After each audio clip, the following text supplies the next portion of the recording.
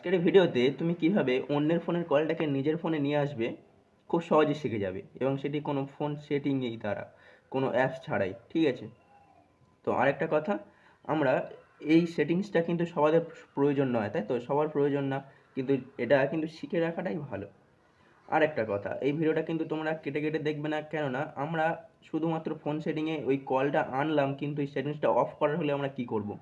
অর্থাৎ আমরা কোনো এক জায়গায় গেলাম, কিন্তু সেখানে ফিরে আসার কথা হলে আমরা কি করব? অর্থাৎ আমাদের ওই সেটিংসটা অফ করার হলে সেটিও আমরা ভিডিওর শেষে শিখে যাব। তাই প্রথম থেকে শেষ পর্যন্ত ভিডিওটা একদম সম্পূর্ণ দেখো, যদি শেখার হয়, তা না হলে ব্যাক করতে পারো। তো চলো আমরা ভিডিওটা আবার স্টার্ট করি। মাত্র কয়েক মিনিটের ভিডিও, সম্পূর্ণ দেখো, ঠিক আছে? সম্পূর্ণ দেখো, তোমরাও শিখে যাবে কীভাবে অন্যের ফোনের কল নিজের ফোনে ট্রান্সফার করে আনবে, এবং সেই কল তোমরা শুনতে পাবে। ঠিক আছে? চলো আমার ভিডিওটা স্টার্ট করছি।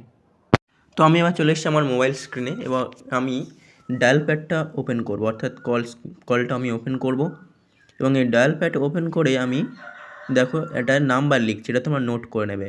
*401, ঠিক আছে? সরি, 01 হবে এটা। *401 স্টার দেবো আবার, এবং তোমরা এটা নোট করে নাও। এটা স্টার দিয়ে এবারে যার নাম্বারটা তুমি অর্থাৎ যার নাম্বারের কল তুমি নিজের ফোনে আনবে, তার নাম্বারটা এবারে হুবহু তুমি টাইপ করবে। তারপরে কি বললাম বুঝতে পেরেছো? এটা তোমার ফোনের কাজ করবে। *401 স্টার দিয়ে যার নাম্বার, অর্থাৎ যার ফোনের নাম্বারের কল তুমি নিজের ফোনে নেবে, সেই নাম্বারটাই তুমি এখানে ডায়াল করবে। ঠিক আছে? সেই নাম্বারটাই তুমি এখানে ডায়াল করবে, অর্থাৎ এখানে শো করবে করে। এখানে তুমি তোমার যে সিম দিয়ে ডায়াল করবে, সেই সিমেই তোমার ওই নাম্বারে যা কল আসবে তোমার ফোনে ট্রান্সফার হবে। তো এবারে আমি যার নাম্বারে, অর্থাৎ এটা আমি এমনি নাম্বার দিয়েছি, তো এই নাম্বারে আমি যদি কল করি, তাহলে এই কল আমার ফোনে চলে আসবে, ওই নাম্বারে যা কল হবে। এটা বোঝাতে পারলাম? তো এবারে আমরা জানবো কিভাবে এই সেটিংসটি আমরা অফ করব। এটা তো অটোমেটিকভাবে হয়ে গেল, আমি কল তো করলাম না, আমার প্রয়োজন নেই এখন। তোমাদের যদি কারো প্রয়োজন হয়ে থাকে, তাহলে তোমরা এই সেটিংসটা অন করবে, অর্থাৎ এরকমভাবে কল করলে ওই ফোনের কল, ওয়েটিংয়ের কল সব তোমার ফোনে চলে আসবে। তো এবারে আমরা জানবো, আমরা তো গেলাম, এবার ফিরে আসার চেষ্টা করব, অর্থাৎ আমরা আগের সেটিংস পুনরায় যেমন ছিল তেমন যদি করতে চাই, তাহলে এটা করবে। জাস্ট যার ফোনের নাম্বার নিয়ে করেছিলে, এটা তার ফোনে, এবার তোমার ফোনে না, ঠিক আছে?